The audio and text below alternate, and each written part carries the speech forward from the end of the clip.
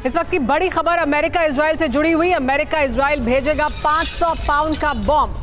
Lebanon से जंग की आशंका के बीच ये मदद पहुंचाई जा रही है अमेरिका द्वारा। तस्वीरें भी सामने आ गई है। राफा पर हमले के बाद रोकी थी बॉम्ब की सप्लाई, लेकिन अमेरिका अभी 2000 पाउंड के बॉम्ब नहीं देगा, ये फैसला किया गया है, लेकिन 500 पाउंड के बॉम्ब भेजेगा।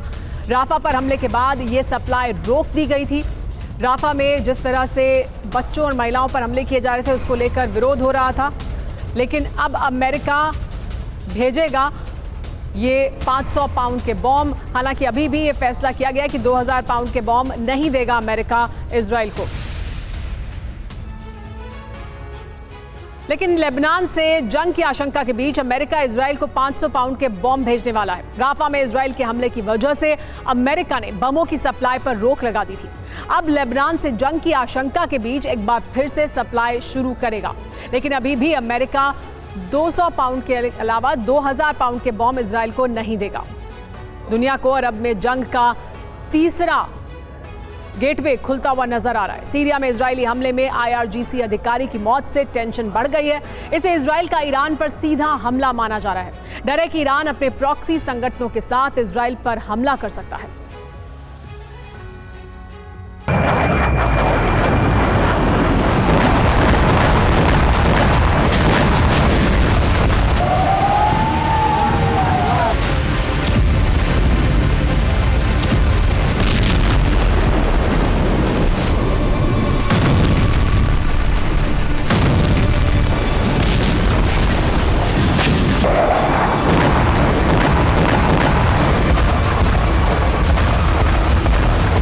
इजराइल की एयरबेस पर अचानक हलचल बढ़ गई। मिसाइलों से लैस कुछ फाइटर जेट्स ने टेक ऑफ किया। उनके टारगेट पर 450 किलोमीटर दूर सीरिया का तटीय शहर बनियास था।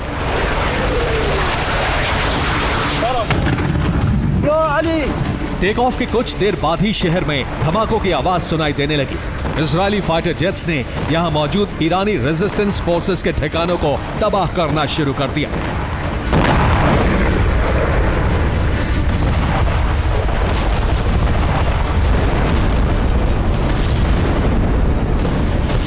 इजरायली फाइटर जेट्स के टारगेट पर सिर्फ ईरान समर्थित लड़ाके नहीं थे, बल्कि हथियारों से लैस 2 शिप भी इजरायली फाइटर जेट्स के रडार पर थे। धमाकों के कुछ देर बाद खबर आई कि इजराइल ने लताकिया पोर्ट पर मौजूद 2 शिप्स को तबाह कर दिया है।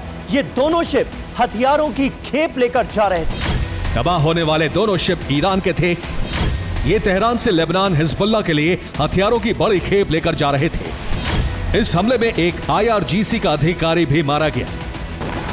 इजराइल के हमलों से दुनिया की टेंशन बढ़ गई है। डर है मिडिल ईस्ट में ईरान और इजराइल अब आमने सामने आ सकते हैं।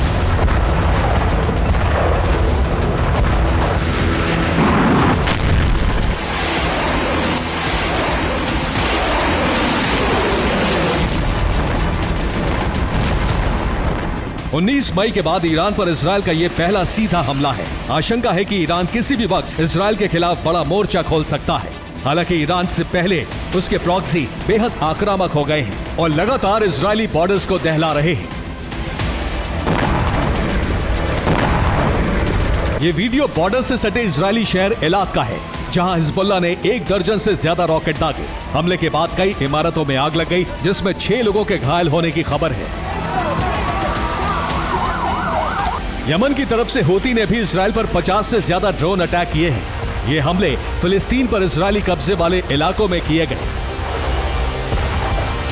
ईरानी प्रॉक्सी के आक्रामक रुख की वजह सिर्फ ईरान का शिप तबाह होना नहीं है, बल्कि नए ईरानी राष्ट्रपति की एक चिट्ठी भी है। इस चिट्ठी में मिडिल ईस्ट धधकने के संकेत छिपे हैं।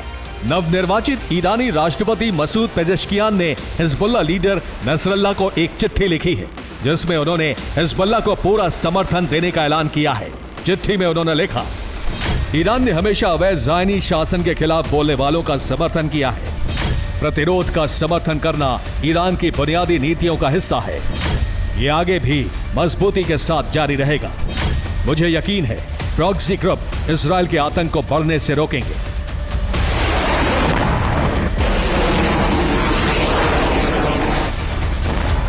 माना जा रहा है कि ईरान मिडिल ईस्ट में बड़े युद्ध की तैयारी में है। जिससे पहले वो अपने प्रॉक्सी संगठनों को भारी संख्या में हथियार सप्लाई कर रहा है।